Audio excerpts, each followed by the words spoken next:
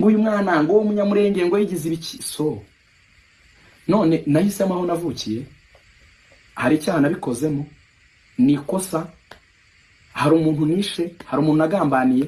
Kuba umunyamurenge n'icyaha, biricisha, birafungisha, n'ubugambanyi, n'umutima mubi, n'ubugome, n'iki. What's this? Ibyo ni biki? Ngo ariko nguyu no way, ntacyo bihindura, nta cyaha kirimo. Ni nkuko umwe ari umugande, undi akaba umurundi, undi akaba umunyarwanda, undi akaba umuzungu muri Polonye, undi akaba umuntu wo muri Aziya, wo muri Singapore, undi akaba umushinwa, undi akaba nkuko umwe ari umusilamu, undi akaba umuhindu, undi akaba umukristo, undi akaba